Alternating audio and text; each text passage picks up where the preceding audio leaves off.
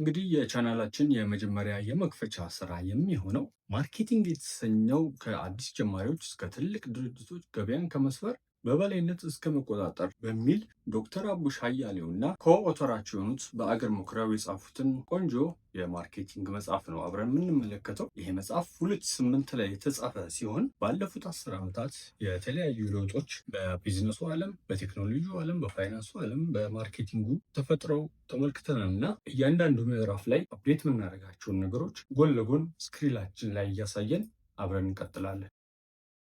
ምዕራፍ 1 የማርኬቲንግ ሚናዎች በዘመነ ፉክክር።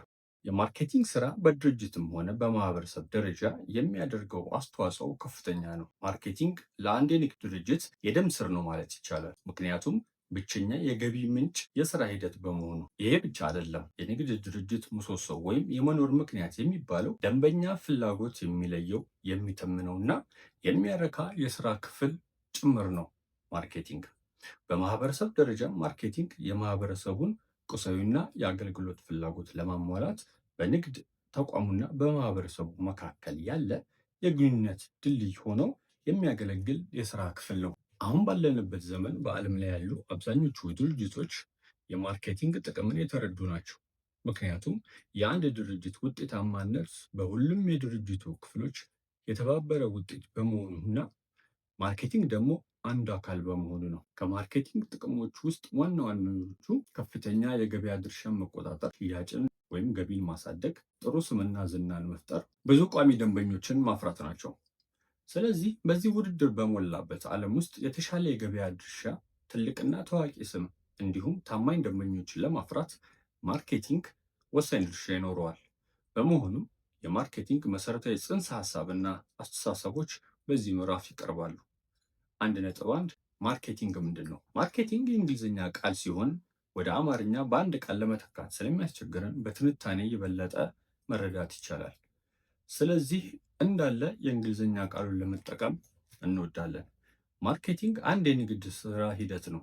ማለትም እንደ ሌሎቹ የንግድ ስራ ሂደቶች ለምሳሌ እንደ ፋይናንስ፣ ግዢ፣ የሰው ኃይል የመሳሰሉት ጋር በመተባበርና በመተሳሰር የድርጅቱን ራዕይና ተልዕኮ ለማሳካት የሚሰራ የስራ ክፍል ነው። ሆኖም ማርኬቲንግ ከሌሎች የስራ ድርጅቶች የሚለየው በውስጡ የሚሰሩት ተግባራት ባህሪና ውጤት ነው።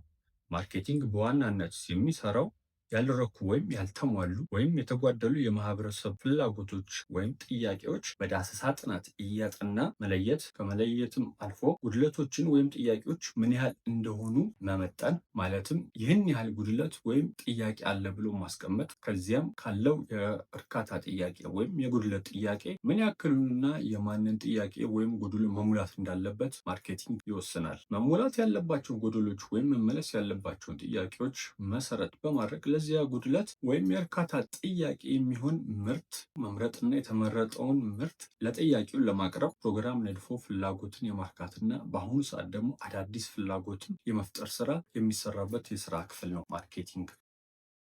ያሉ ጥያቄዎችና ችግሮች ለይቶ ለገበያው መፍትሄ ማቅረብ ብቻ ሳይሆን አዲስ አይነት ጥያቄዎችን፣ አዲስ አይነት ምላሾችንም የማቅረብ አድቫንቴጅ አለው። ለማርኬቲንግ የተሰጡ የተለያዩ ፍቺዎች አሉ። ከነዚህ ውስጥ የተወሰኑት የሚከተሉት ናቸው። ማርኬቲንግ ማለት በአንድ የንግድ ስራ ውስጥ የደንበኞችን ፍላጎት መሰረት በማድረግ ትክክለኛውን ምርት በማምረት ምርቱን ወይም አገልግሎቱን በተገቢው ጊዜና ቦታ ለገዢው ለማቅረብ የሚከናወኑ ተግባሮችን አቅፎ የያዘ የስራ ዘርፍ ነው። ምርትና አገልግሎትን ከተወዳዳሪዎች የተሻለ በማድረግ የደንበኞችን ፍላጎት ማርካት ወይም ከጠበቁት በላይ በማቅረብ የድርጅቱን አጠቃላይ ግብ መምታት ሁለተኛው የማርኬቲንግ ትርጉሙ ነው። የደንበኞችን ፍላጎት ለይቶ የማወቅ፣ የሚሰራውን ስራ የማወቅ ወይም የማቀድና ተፈላጊውን ምርትና አገልግሎት ትርፋማ በሆነ ሁኔታ ለገዢው የማቅረብ ሂደት ወይም የተለያዩ የንግድ ልውውጦችን ለማካሄድ ነጋዴው የሚጠቀምባቸው የተለያዩ ተግባራት የማርኬቲንግ ስራዎች ናቸው። ከላይ የተሰጡት ፍቺዎች ሁሉም የተለያዩ ቢሆኑም የሚሰጡት ጭብጥ ግን ተመሳሳይ ነው። ምክንያቱም ማርኬቲንግ ማለት የደንበኞችን ፍላጎት ማሟላት ነው። ማርኬቲንግ ማለት የአንድ የንግድ ስራ አካል እንጂ ብቻውን ተነጥሎ የሚሰራ አይደለም። ማርኬቲንግ ማለት የደንበኞቹን ፍላጎት ማወቅና ያንን ፍላጎት የሚያሟላ ምርትና አገልግሎት ትርፋማ በሆነ ሁኔታ ለገበያው ማቅረብ ነው። ሻጭ የገዢውን ፍላጎት አጥንቶ ማምረት፣ ዋጋ መተመን፣ ማስተዋወቅና በተገቢ ቦታ አከማችቶ ማከፋፈል ይገባዋል። ዘመናዊ ግብይት ስርዓት ገዢና ሻጭን የሚያገናኙ አስፈላጊ ተግባራትን አቅፎ የያዘ መሆን አለበት። ለምሳሌ አዲስ ምርት ወደ ገበያው ማምጣት፣ ማጥናት፣ መረጃ መለወጥ፣ ማከፋፈል፣ ዋጋ መተመንና አገልግሎት መስጠት። እያንዳንዱ የማርኬቲንግ ስራ ውስጥ ያሉ ክፍሎች ወይም ተግባሮች በቀጣይ ለሚኖረው ተግባር እንደ ግብዓት ያገለግላሉ። በማርኬቲንግ ተግባሮች የምንላቸው ስለ ምርትና አገልግሎቱ በተለያዩ ሚዲያዎች ማስተዋወቅ፣ ምርቱን በተፈላጊ ቦታዎች እንዲገኝ ማድረግ፣ የአቅርቦት እጥረት እንዳይኖር ማድረግ እና የተለያዩ ነገሮችን ማለትም እቃዎችን፣ አገልግሎቶችን፣ ልምዶችን፣ ሰዎችን፣ ድርጅቶችን፣ መረጃዎችን ለተገቢው ደንበኛ ዋጋ ባለው ነገር መለወጥ ነው። በዚህ ስራ ውስጥ በደንብ ማወቅና መለየት ያለብን ጽንሰ ሀሳቦች አሉ። ፍላጎትና ምርጫ። የማርኬቲንግ ፍላጎት የሚባለው የተጠቃሚዎች የምርት ወይም የአገልግሎት ጥያቄዎች ወይም ሊሟሉላቸው የሚገቡ ጉድለቶች ናቸው። ለምሳሌ የምግብ ጥያቄ ወይም የትራንስፖርት ጉድለቶች ናቸው። ምርጫ የሚባለው ግን ፍላጎትን ለማሟላት የሚጠቀሙባቸው አማራጮች ምርቶች ወይም አገልግሎቶች ናቸው። ለምሳሌ የምግብ ፍላጎትን ለማሟላት ክትፎ ወይም ፓስታ አማራጭ የፍላጎት ማርኪያ ምርቶች ሊሆኑ ይችላሉ። ከዚህ የምንረዳው ከምርጫው በፊት ፍላጎት የሚቀድም መሆኑን እና አንድ ማርኬተር ማለትም የማርኬቲንግ ባለሙያው ስለ አማራጮች ከማሰቡ በፊት ፍላጎት መኖሩን ማረጋገጥ ይጠበቅበታል። ዲማንድ ሰፕላይ። ነገር ግን የደንበኞች ፍላጎት ለማሟላት ማርኬተሩ የደንበኞችን ምርጫ መከተል ይፈልጋል። ደንበኞች ገበያውን፣ ማርኬቲንጉን የሚመሩት ድራይቭ የሚያደርጉት እነሱ ናቸው። ምርትና የምርት ጥያቄ። ምርት የምንለው የተጠቃሚውን ችግር ለመፍታት ወይም ፍላጎት ለማርካት አስተዋጽኦ ያለው ማንኛውም እቃ ወይም አገልግሎት ነው። ስለዚህ ምርት ስንል ኢኮኖሚያዊ ጠቀሜታ ያለው እቃ ወይም አገልግሎት ማለት ነው። ለምሳሌ ከእቃ አይነቶች እንደ መኪና ወይም ስልክ ያሉ ሲሆኑ ከአገልግሎቶች ደግሞ እንደ መድን፣ ሽፋን፣ የማማከር አገልግሎቶች ሊጠቀሱ ይችላሉ። ከዚህ የምንረዳው ምርት ስንል እቃ ወይም አገልግሎት ሊሆን እንደሚችል ነው። ሌላው ደግሞ የሰው ልጅ እርካታ የሚያሟላ ወይም ችግር የማይፈታ ከሆነ ምርት ሊባል አይችልም። ችግር መፍታት አለበት፣ ሶሉሽን ሆኖ መቅረብ አለበት። ለምሳሌ በጠፈር ላይ ያሉ ምርጥ ድንጋዮች ወይም ከባህር ወለል በታች ያለ የአሸዋ ምርት ነው ሊባል አይችልም። ምክንያቱም ለሰው ልጆች ፍላጎት ማሟያ እየዋለ ስላልሆነ። በሌላ በኩል የምርት ጥያቄ የምንለው ምርትና ፍላጎት ኖሮ ጥያቄው ግን ትንሽ ወይም ብዙ ሊሆን ይችላል። ለምሳሌ በአዲስ አበባ ነዋሪው ዘንድ የምግብ ፍላጎትና ምግብ ቢኖርም የሚጠየቀው የምግብ መጠን ግን 100 ወይም 200 ቶን ሊሆን ይችላል። ስለዚህ የምርት ጥያቄ የሚኖረው ፍላጎትና ምርት ሲኖር ነው። ነገር ግን ምርትና የምርት ፍላጎት መኖሩ ብቻ ለማርኬተሩ ወይም ለማርኬቲንግ ባለሙያው ትርጉም የለውም። ለማርኬተሩ ውሳኔ ለመስጠት የምርት ጥያቄው መጠን ለክቶ ሲያውቅ ብቻ ነው። እሴትና እርካታ። እሴት የሰው ልጆችን ፍላጎት ለማርካት ወይም ጥያቄዎችን ለማሟላት የሚቀርብ ምርት ወይም አገልግሎት የሚሰጠው የእርካታ መጠን ነው።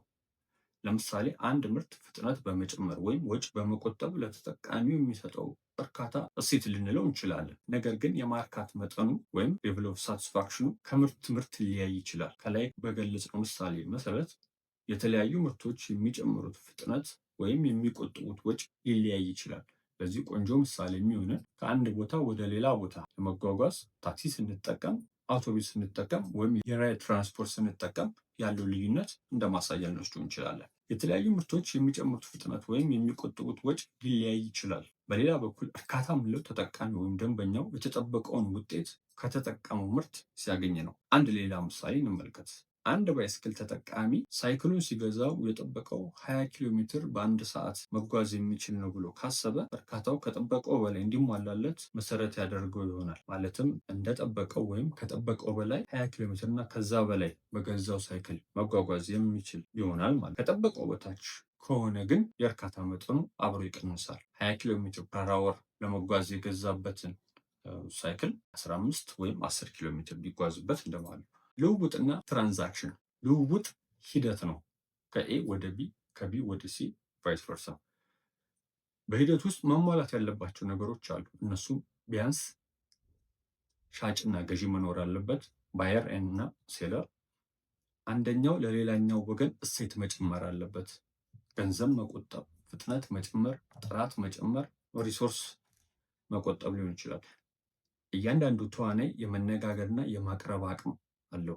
ገዢም ሆነ ሻጭ በፈቃደኝነት የመቀበልም ሆነ ያለመቀበል ነፃነት ያለው ፍሪደም ፍሪ ማርኬት። ሁሉም ተዋናዮች የመደራደር ፍላጎት ያላቸው መሆን አለባቸው። ይህን ያህል ብዛት ነው፣ በዚህ ዋጋ ነው፣ ችን ቀንስልኝ ተወደደብኝ የሚለው።